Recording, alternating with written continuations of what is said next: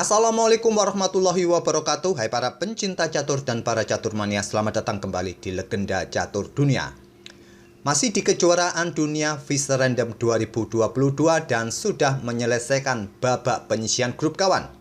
Dan sudah kita dapati 4 pemain yang lolos ke semifinal atau babak berikutnya.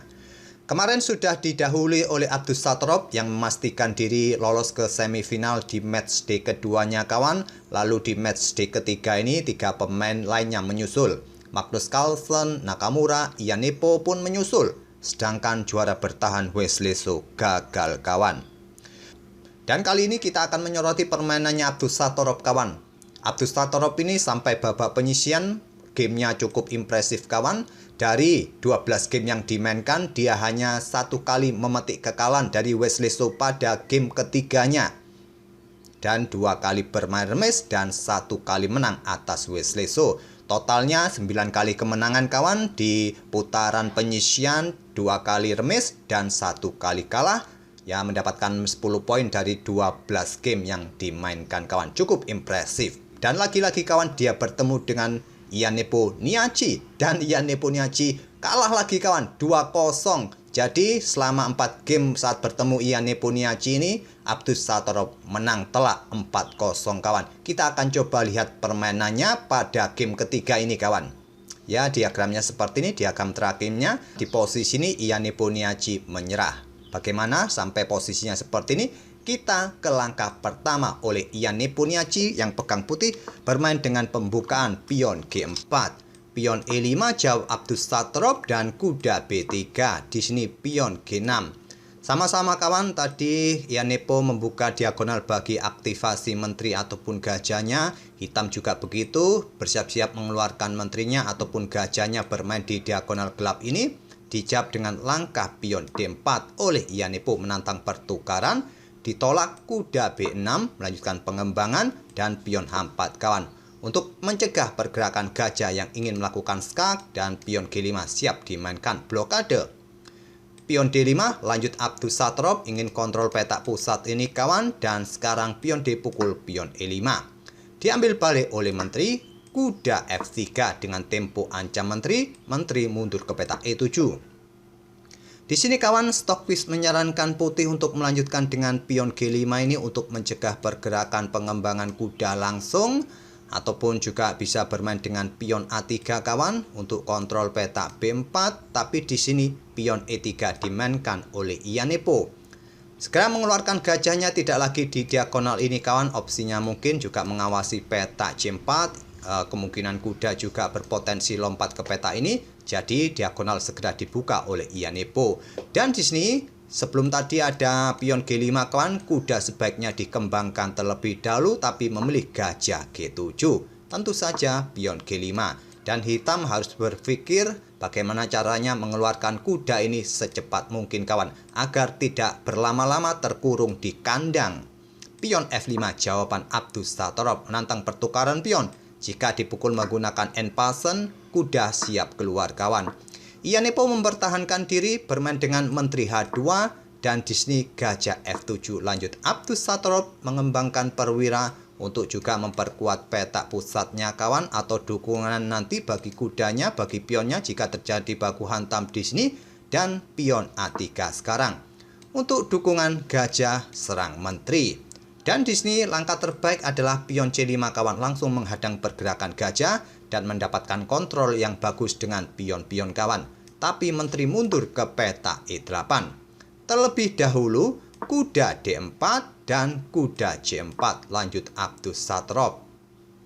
Posisi kuda ini cukup mengganggu kawan, incar pion B2, incar pion A3.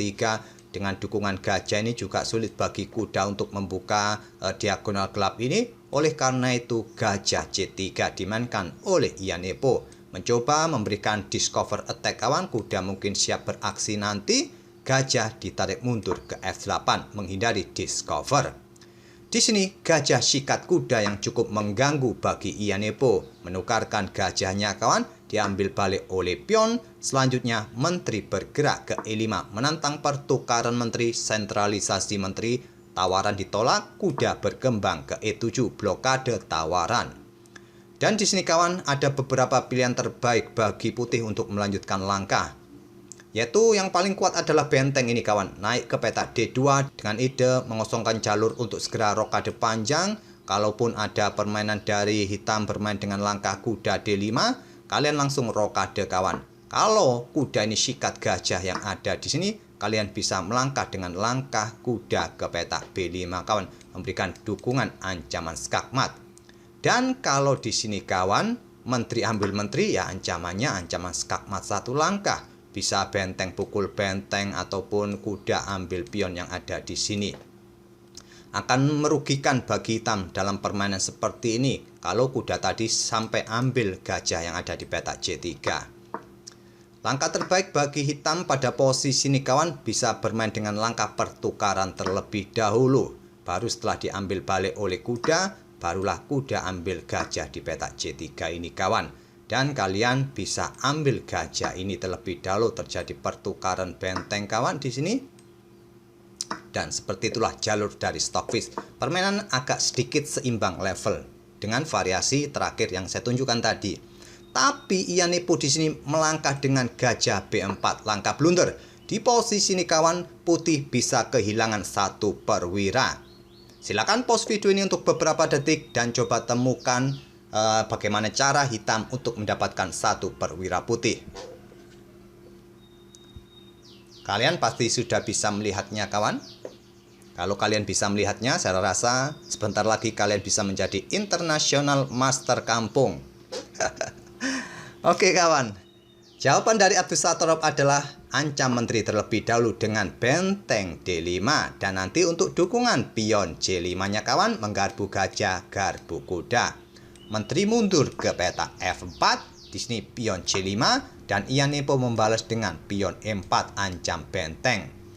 Di sini ada pilihan bagi kalian kawan, mau sikat kuda ini langsung, tapi bukan pilihan terbaik. Walaupun kalian mendapatkan 1 perwira, pilihan terbaiknya adalah pion F pukul pion E4 ini terlebih dahulu. Inilah yang dipilih oleh Abdus Satorov. Tapi ini memberikan kesempatan untuk counter attack dari Ianipo kawan dengan kuda E5. Serang gajah ini. Gajah bisa saja ditarik mundur kawan, ataupun kalian bisa melangkah pion ambil kuda. Kompensasinya ini yang akan didapat oleh hitam kawan, yaitu mendapatkan kontrol yang sangat solid dengan 3 pion. Memang gajah kalian akan tewas di langkah berikutnya. Kompensasinya inilah yang didapat. Inilah yang dipilih oleh Abdus Satorov. Pada posisi ini kawan, posisi ini sangat kompleks. Banyak pilihan bagi hitam untuk melangkah. Tapi langkah terbaiknya adalah kuda F5. Dan mungkin akan terjadi seperti ini. Kuda pukul kuda, menteri ambil kuda di E5 terlebih dahulu. Terjadi pertukaran menteri, diambil balik oleh benteng. Coba lihat, 2 perwira putih ini masih dalam ancaman. Kalau kuda ini ke peta H6, ancam gajah terang, kalian sikat saja. Terserah, putih mau menarik mundur gajahnya mundur ke peta ini, ke peta C3 untuk ancam benteng. Kalian bisa melangkah gajah ke peta G7, backup benteng kalian. Kalian masih untung 1 perwira. Cukup kompleks kawan, cukup bingung juga kalau menghadapi buah catur di atas papan langsung. Kalau menggunakan papan digital ini kadang terasa mudah untuk mengotak-atiknya. Tapi kalau kita sudah menghadapi papan catur kayu langsung, ya wassalam sudah. Posisi seperti ini kadang kita salah mengambil keputusan. Abdus Satorov memilih dengan pion C pukul pion D4, mendapatkan kontrol yang cukup solid kawan di baris ketiga ini, tapi kompensasinya juga memberikan keleluasan bagi Ianipo ambil gajah G7-nya. Kuda ambil gajah F7 dan sekarang kuda F5. Blokade akses menteri kuda kawan, dan Ianipo melanjutkan gajah pukul gajah. Langkah terbaiknya bagi hitam ambil gajah saja kawan. Tapi di sini memilih ambil kuda. Kalau ambil gajah, posisi kuda dalam posisi tersudut kawan, ya kemungkinan bergerak ke peta 6. Dan disinilah kalian punya tempo. Bisa melanjutkan rokade panjang, merupakan pilihan terbaik. Tapi Abdus Satorov memilih kuda F7 dan di sini menteri ambil pion E4. Jika menteri ambil gajah, hitam bisa kehilangan benteng. Jawaban terbaik dari Abdus Satorov melakukan rokade panjang. Kedua bentengnya sudah saling terkoneksi. Jadi gajah ditarik mundur ke peta B4 lagi kawan. Di sini benteng E8. Mungkin terlihat kawan, komposisi perwira masih cukup seimbang. Tapi secara posisi kawan, hitam sudah mendominasi permainan. Lihat, dua pion hitam ini cukup menakutkan. Menteri bergeser ke F4 menghindari serangan benteng. Sekarang pion A5 serang gajah. Gajah mundur ke D2 dan benteng D bergeser ke E5. Di sini pion H5. Pada posisi ini memang terlihat sangat sulit untuk menemukan langkah terbaik kawan. Apalagi dalam permainan rapid, sekelas Super Grandmaster pun sering terjebak dalam kontrol waktu yang mepet. Pada posisi ini langkah terbaik adalah yang paling kuat adalah pion B4 kawan. Untuk membuka akses bagi benteng di lajur B ini keluar. Walaupun kalian juga sudah tidak memungkinkan lagi untuk rokade. Tapi di sini kawan bermain dengan pion H5. Jawaban Abdussatorov adalah pion C3.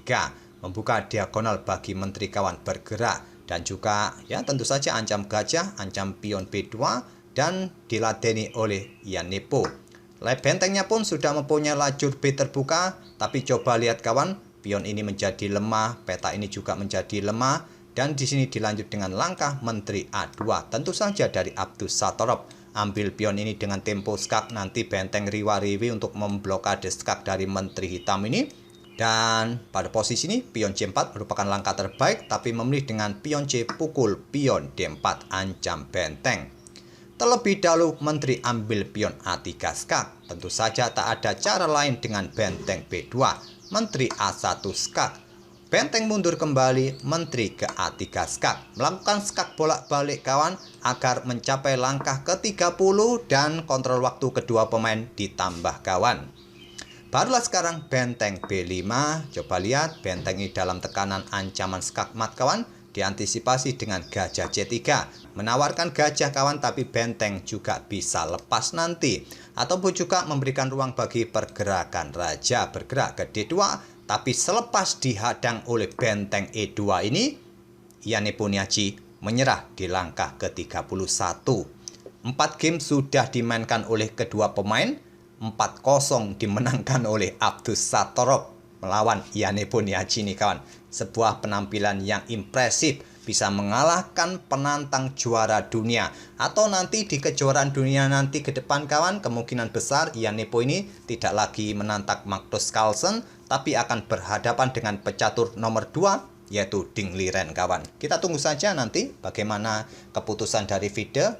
Apakah Magnus Carlsen juga berubah pikiran, tetap mau meladeni Ian Nepo? Belum terlambat juga kawan.